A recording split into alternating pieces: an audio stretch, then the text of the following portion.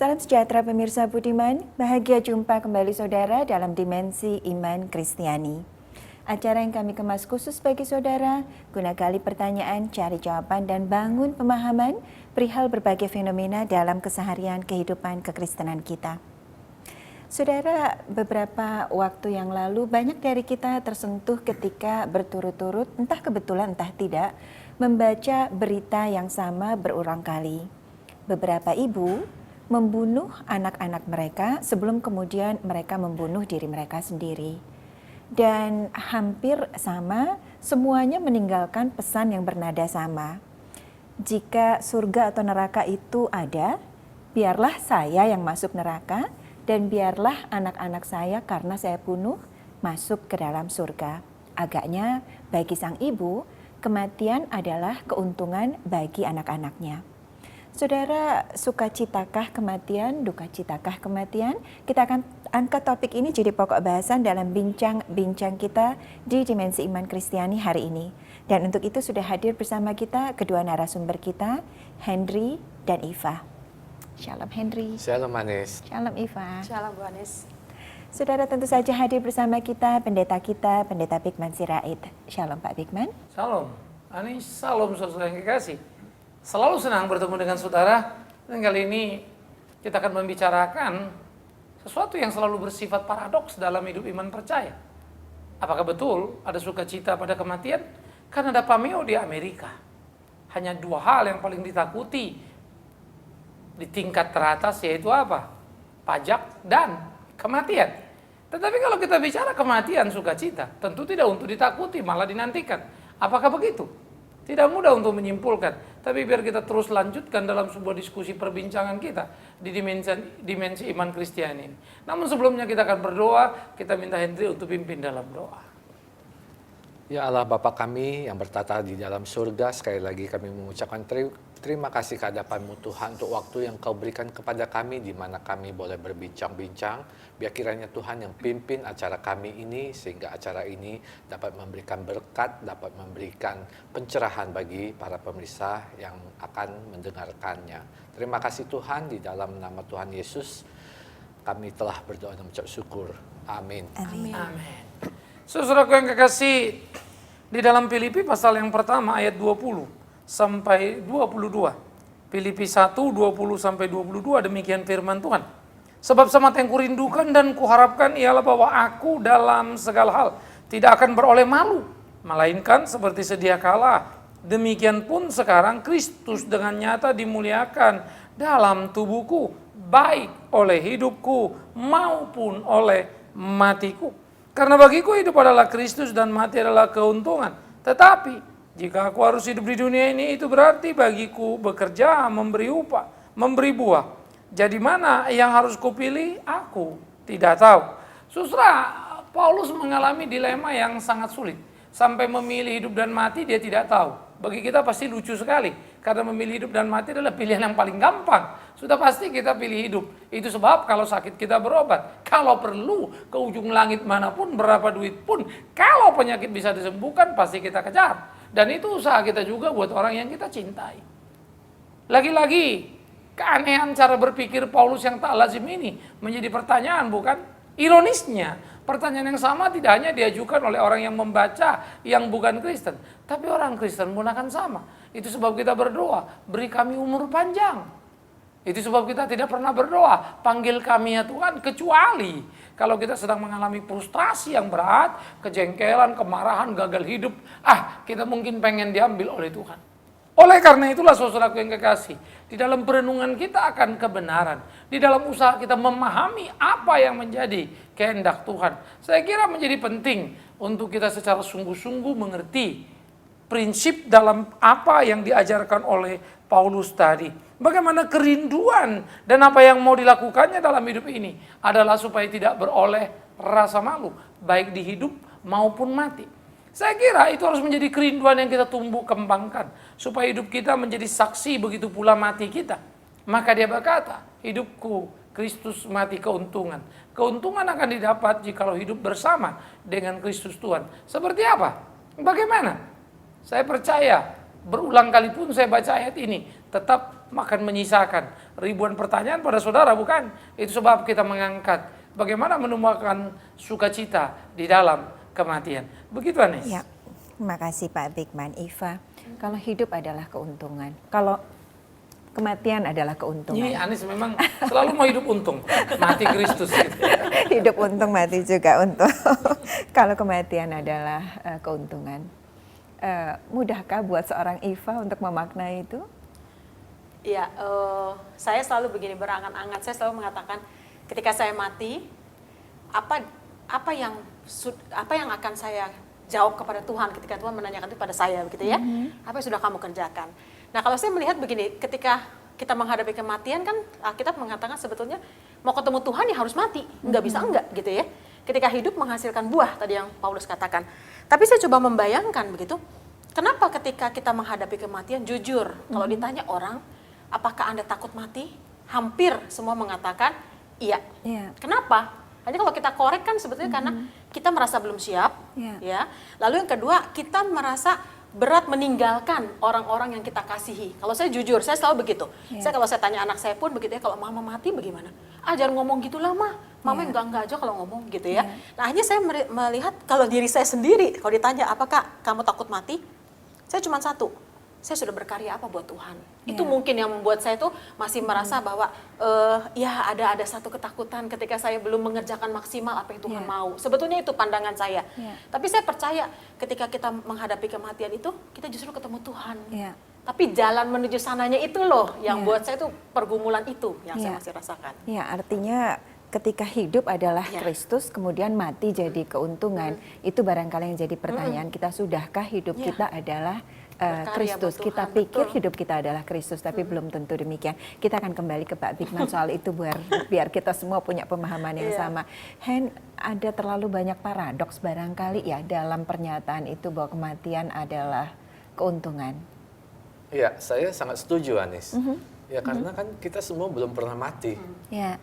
Jadi ya Alkitab bisa mengatakan kepada kita bahwa sebagai orang percaya kita harus yakin kalau kita mati kita masuk surga. Nah, sedangkan kita sendiri tidak pernah bisa membayangkan surga itu seperti apa sih. Nah, oleh sebab itu sangat wajar kalau seperti tadi juga dikatakan oleh Pak Pendeta, ya lebih baik kita memilih hidup saat ini. Nah, kalau bisa ya dengan apapun harus kita bayar agar kita bisa tetap hidup. Iya, karena buat kita lebih ada kepastian di situ daripada kepastian betul. dalam kematian itu sendiri. Pak Bigman, kalau balik ke apa yang tadi kita jadikan sebagai tema pembukaan, beberapa orang ibu berpola pikir yang persis serupa.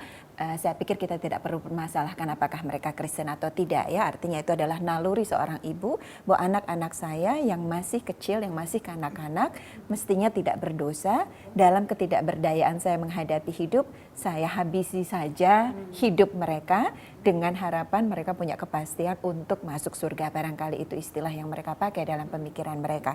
Artinya buat si ibu tanpa mempermasalahkan apakah hidup anak-anaknya adalah Kristus atau tidak, kematian itu lebih pasti membawa mereka ke surga. Pak Bigman, apa yang salah di sana, Pak Bigman? Matematisnya sederhana sekali ya.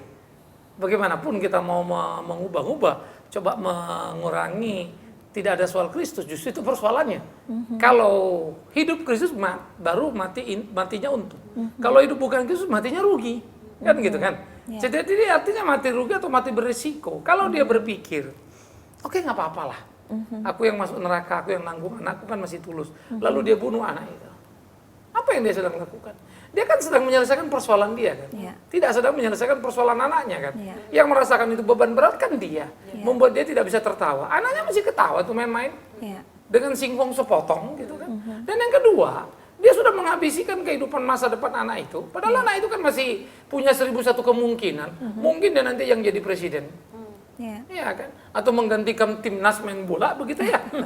Mungkin nama dia akan disebut-sebut. 1001 kemungkinan di sana. Sehingga sebetulnya pikiran pendek lah yang membuat dia mengambil keputusan seperti itu. Walaupun kedengaran kalimatnya terasa sangat heroik. Ya, ini memang kalau kondisi dramatis, nggak apa-apa saya masuk neraka. Asal anak-anak saya masuk surga. Saya tanggung dosa mereka. Loh, ini bukan urusan kita bisa nanggung dosa siapa, sejak kapan kita bisa. Tapi Pak, apakah itu bukan suatu kesalahan daripada Alkitab sendiri? Karena yang mengatakan tadi seperti yang tadi Bapak katakan, dia menyelesaikan permasalahan dia dengan kematian anaknya. Ya, kalau hidup Kristus, nah bunuh diri sendiri itu tidak sama dengan. Bukan, ini untuk anaknya, Pak. Loh, bukan. Justru kan anak itu tidak mati karena Kristus kan. Mati karena emaknya yang tidak kenal Kristusnya. Ini kan konsekuensi kematiannya panjang nih. Karena anak itu kan tidak ingin mati sebetulnya. Dalam kondisi itu kan dia namanya anak, dia nggak tahu apa-apa. Entah diajak racun atau minum baygon oleh mamanya, ya dia lakukan saja. Atau mungkin mamanya bunuh mereka dulu. Sebetulnya mereka korban kan. Habis itu mamanya bunuh diri, kan kebanyakan kan begitu. Tapi Pak Bigman, justru kalau saya melihat dari sisi ibu tadi, daripada anak ini menderita, karena dia secara ekonomi, biasanya faktor ekonomi ya, daripada dia menderita seperti yang saya alami, apakah nggak sebaiknya aja dia dihentikan sekarang, justru lebih bahagia nanti. Dan barangkali ini menarik. Nah, maka kan kita balik lagi tadi, yang simpul menderita siapa? Mamanya loh. Hati-hati dulu. Anak itu tidak menderita pada dirinya. Karena anak ini mengukur hidup itu dengan ukuran dia. Mamanya mengukur dengan ukuran mamanya, itu penderitaan karena mamanya tahu enak, tahu bahagia, tahu yang apa ini. Anak ini apa yang ada itu kenikmatan. Jadi ini memang dua dunia yang sebetulnya harusnya kita hargai lah anak-anak itu. Maka ya di dalam, kalau kita ngeliat ada orang kematian, istrinya nangis-nangis ya. Kalau anaknya masih kecil apa? Main-main. Lari-lari, mama ayo, mama jadi zaman kita sih bukan marah ya, malah nangis kita ngeliat, aduh ini anak nggak ngerti. Kan gitu kan, kita nangis. Itulah anak, itu dunia dia. Kenapa direngut oleh orang tuanya? Nah, bahwa orang tuanya itu nggak tahan, oke, itu urusan dia kan ya. Hak dia, artinya kalau mau bunuh diri, ya bunuh diri sendirilah. Jangan pula melibatkan anak lalu merasa nggak apa-apa aku ke neraka. Bukan, kamu ke neraka membuat anakmu justru makin gelap hidupnya. Kan gitu. Nah, soal hidup ini kan kita nggak bisa prediksi. Terlalu banyak anak presiden di waktu lampau. Jadi gembel di kemudian. Katakanlah the last kaisar yang ada di China itu kan the true story ya. Kayak Puyi begitu. Siapa yang bisa mikirin? Waduh, ini kaisar yang kalau orang mau ngajar dia aja susah setengah mati. Karena nggak boleh hadapan face to face misalnya. Mesti nunduk, mesti apa gitu. Tetapi siapa yang bisa ngerti itu? Tetapi sebaliknya juga. Siapa yang bisa mengerti misalnya anak migran seperti apa itu orang kaya yang di Meksiko yang disebut Carlos itu ya. Orang yang paling hebat taruh kalian di dunia. Padahal migran dulu untung-untungan tuh nasibnya. Atau siapa yang pernah menduga manusia perahu Vietnam yang sukses di Australia, di Eropa atau di Amerika misalnya. Nah, itu kan cerita akan panjang. Sebaliknya kalau saya balik, saya kan mau mengakhiri deritanya. Siapa yang tahu kamu mengakhiri derita? Atau justru kamu mengambil masa depan bagus dia? Ya, Pak Bigman, tadi Pak Bigman sempat katakan bahwa anak-anak dalam keluguannya, dalam contoh tadi dalam peristiwa duka cita dia akan masih berlari-lari. Tapi kan Pak Bigman, jangan-jangan justru paradigma itu yang dipakai oleh sang ibu, bahwa seburuk-buruknya anak saya, dia adalah kanak-kanak yang masih hidup dalam keluguannya. Artinya barangkali teori probabilitasnya buat dia untuk melakukan dosa barangkali tidak seperti yang lainnya. Jangan-jangan itu Pak justru dasarnya. Bisa saja, itu kan kita bilang asumsi pikir dia. Soal masuk surga apa enggak, toh bukan keputusan ibunya kan yang berpikir tentang itu. Tetapi cara mati ketika dia merebut hibut anak itu menjadi problem pertama. Yang kedua, bagaimana si ibu menggaranti dia akan neraka anaknya enggak? Ini kan jadi repot kan ya. Ini yang mestinya ajasnya kita lihat kan. Sehingga sebetulnya kalau kita berhitung tadi dengan ajas probabilitas sendiri pun, lebih jauh menguntungkan anak itu hidup, ibunya yang mati. So simpel-simpel saja kan gitu ya. Ini kalau kita mau bicara soal hidup susah atau hidup apa, apalagi kalau anak-anak itu masih kecil, terlalu banyak yang bisa adopt dia.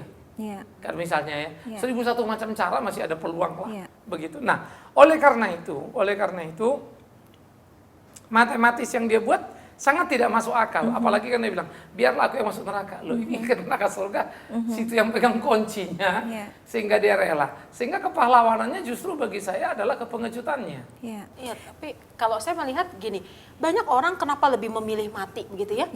Segala persoalan beres akhirnya gitu, menurut sebagian orang gitu ya. Karena saya seringkali mengatakan begini, saya seringkali lihat orang, misalnya dia punya masalah. Aduh, kalau mati enak kali ya, udah nggak ada lagi yang mesti ditanggung. Betul, dia lupa kan orang yang ditinggalkan itu justru yang akhirnya harus menanggung kesedihan dan sebagainya gitu ya. Jadi itu orang itu satu. Orang dia sendiri. Memang dia tahu kalau dia mati tidak rasa apa-apa. Tapi dia tahu nggak sesudah mati rasa apa-apa.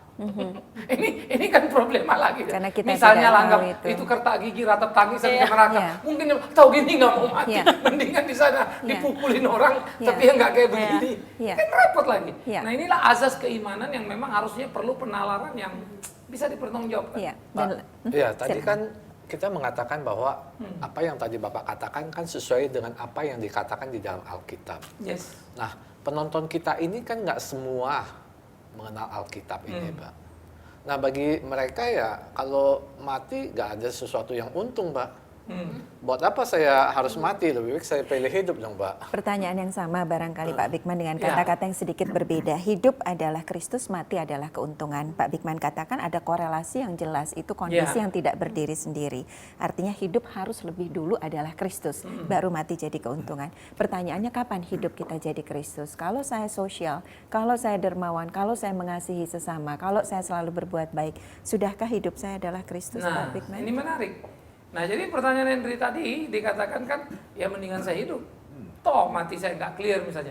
Ini kan bolak-balik lagi. Toh mati nanti kita juga belum tahu, jangan-jangan Iya, kemana, kita nggak jangan-jangan tahu. apa gitu kan. Iya. Mendingan hidup gitu. Yang satu lagi tadi kan, daripada hidup susah mendingan mati. Padahal dia nggak tahu mati ada apa kan gitu kan. Ya itu betul. Sepertinya kita akan mempenghadapkan tembok-tembok yang kemudian berbenturan kan gitu. Nah, oleh karena itu seperti kita bilang tadi, ada investasi logika yang sederhana.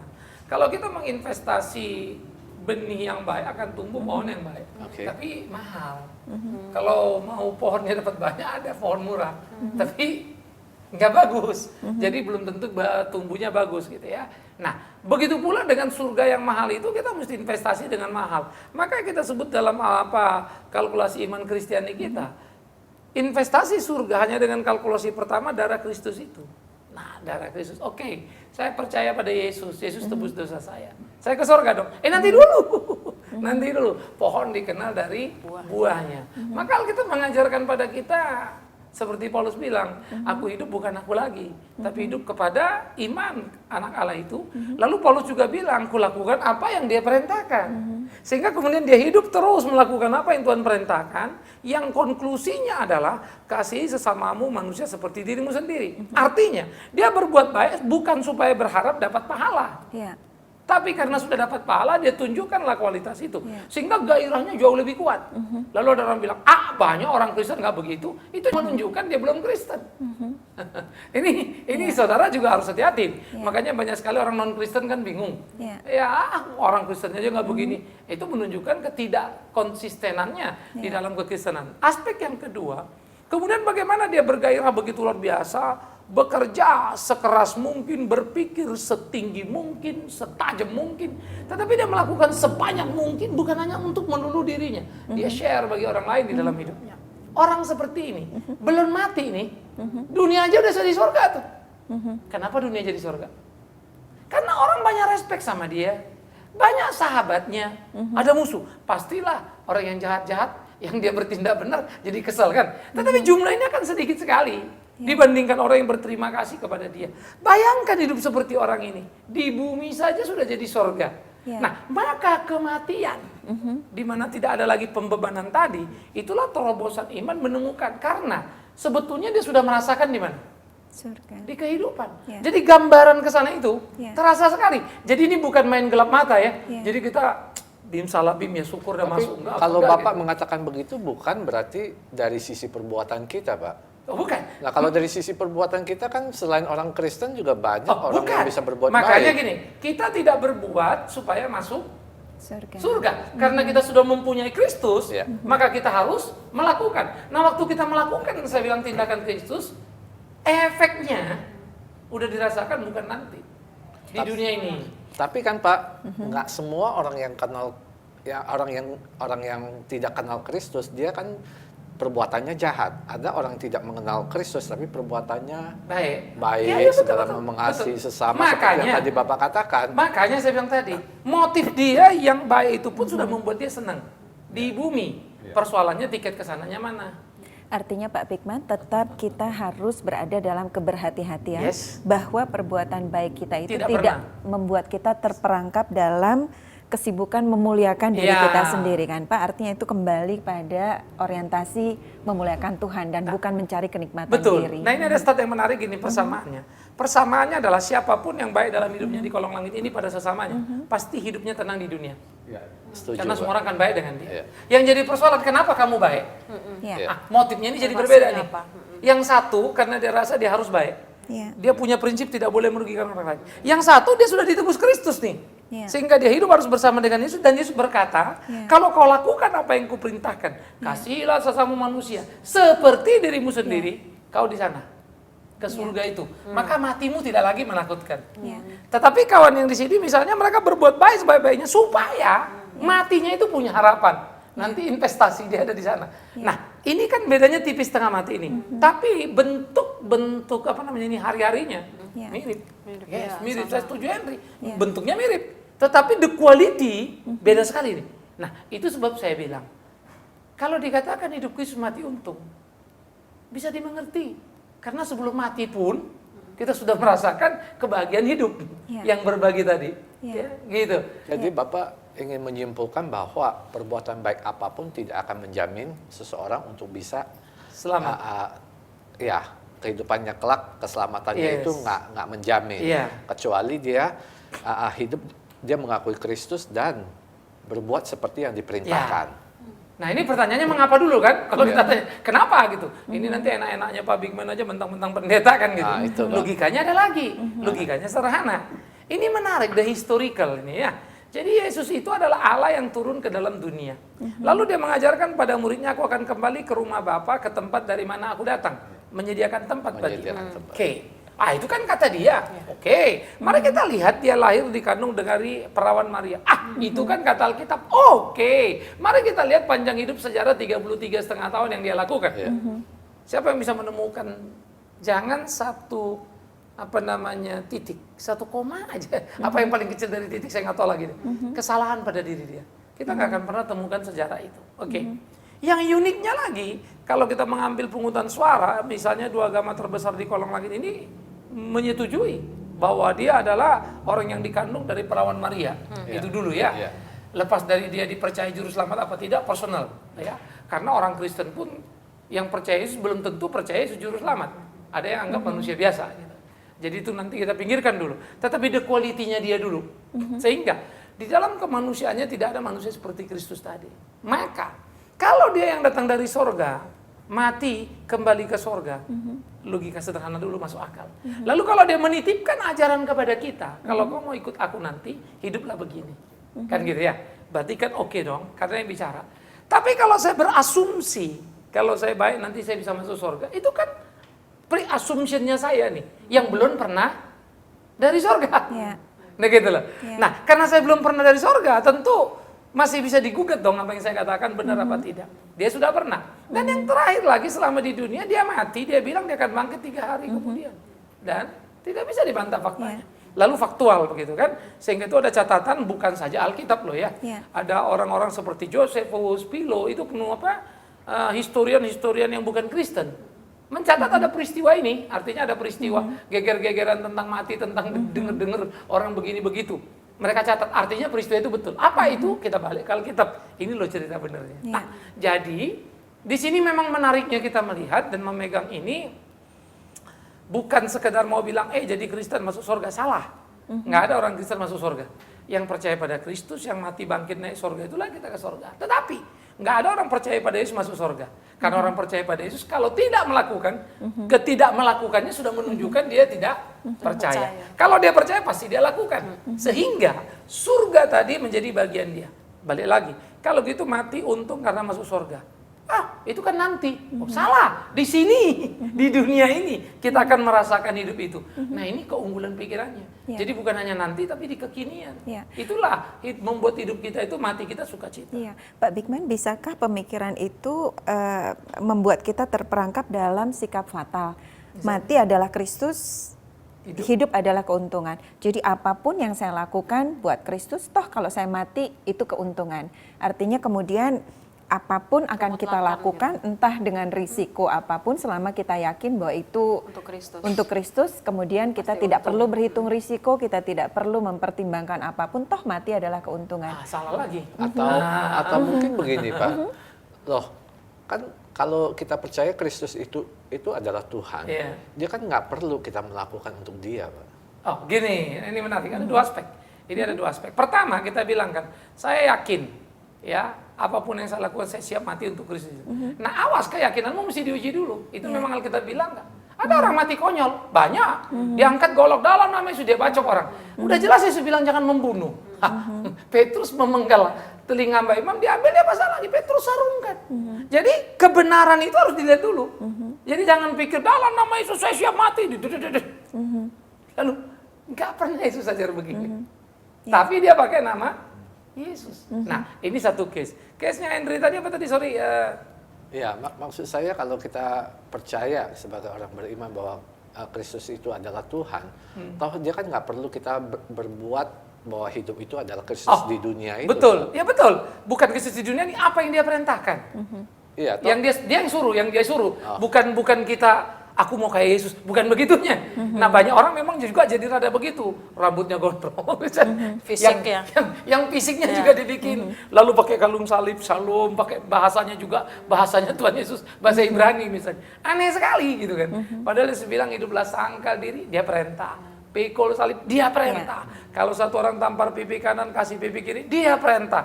Hei kau beri aku makan waktu lapar, minum waktu haus, pakaian waktu telanjang. Bilakah? Langsung dia jawab, waktu kau peduli pada orang-orang susah ini. Nah kamu lakukan nggak? Nah kalau kamu nggak lakukan omong kosong. Menggaris bawah yang dikatakan Henry, banyak juga orang bilang, wah ikut Yesus semua beres gitu kan. Dia sudah mati, pasti kita hidup. Loh kapan matinya dong gitu ya. Dia sudah menebus dosa kita, bilurnya tumpah, sakit kita sembuh. Emang kenapa kalau sakit? Lah kalau Kristus unggul atas segala sesuatu, berarti unggul atas rasa sakit. Kok kamu takut? Kan gitu kan. Kalaupun kamu sakit karena kebenaran, kenapa? Nah, makanya Kristus itulah di atas segala-galanya, mengcover segala-galanya, barulah kematian itu keuntungan. Nah, memang ini bahayanya. Bisa memang apa namanya? bercabang. Salah paham gitu ya. Karena seperti yang Anda bilang bisa nanti masuknya orang Kristen akhirnya jadi ekstremis atau fatalistik tadi. Ya, Pak Bigman, setengah menit saja untuk pertanyaan terakhir. Kalau kematian adalah keuntungan, lalu adakah ruang buat kita untuk berduka cita dalam kematian? Ada. Karena perasaan yang terbatas. Saya akan menangis kalau orang yang saya cinta mati. Omong kosong kalau enggak. Tetapi dalam batin yang dalam saya percaya dia ke surga. Tapi sorry loh, itu orang yang saya sayangi. Maka tangisanku adalah tangisan di dunia di mana aku hidup di sini. Tapi nanti kalau aku mati ketemu dia, di sana kan ada air mata lagi kan gitu. Jadi menangislah Nis. Ya, untuk kekasihmu yang di rumah. Saudara tetap setia jelang dimensi iman Kristiani berikutnya yang melalui pelayanan media Antioquia Pama kami kemas, kami siapkan khusus bagi saudara dengan harapan senantiasa berkati kita semua. Kita syukuri iman Kristen kita saudara, kita minta Pendeta Bigman Sirait pimpin kita akhiri jumpa kita. Mati, sukacita. Seperti yang sudah kita diskusikan tadi, menarik saudara. Berbagai aspek kita bisa salah langkah. Tetapi itulah janji yang paling kuat dari Alkitab. Semoga saudara memiliki. Karena jangan sampai kita menjadi orang Kristen, tapi tak mempunyai keteguhan iman seperti itu. Aspek yang kedua yang perlu saya ingatkan. Menangis, jangan. Bahaya juga. Kalau saudara memaki orang Kristen yang menangis ketika ada kematian lalu bilang, ini kan sukacita. Hati-hati. Kedukaan karena keterbatasan perasaan. Itu lumrah. Tangis air mata adalah kekayaan yang Tuhan berikan. Nikmati. Tetapi yang jadi rawan, hati-hati pula. Jangan jadi histeris seperti orang tidak mengenal Tuhan. Lalu jungkir balik, lalu kau kehilangan ingatan hanya karena sebuah kematian. Itu sangat tidak tepat dan tidak Kristiani. Semoga Anda bijak menempatkan diri, menemukan sukacita abadi, bersekutu dengan Dia di kekekalan. Kita akhiri pertemuan kita bersukacita dalam menikmati kematian, dalam doa. Mari kita minta Ivan untuk berdoa. Kami bersyukur Tuhan dalam hidup kami punya Allah seperti Engkau. Kami juga bersyukur untuk anugerah kehidupan yang Engkau masih percayakan kepada kami. Bekerja untuk menghasilkan buah dalam hidup kami. Sehingga ketika kami harus meninggalkan dunia ini pun, kami mengerti bahwa sungguh anugerah kehidupan yang sudah Allah berikan kepada kami, sudah kami kerjakan. Terima kasih Bapa, terima kasih untuk perbincangan kami pada hari ini. Biarlah Tuhan kami boleh semakin mengenal-Mu di dalam kehidupan kami. Di dalam nama Tuhan Yesus kami bersyukur, kami berdoa. Amin. Amin. Amin.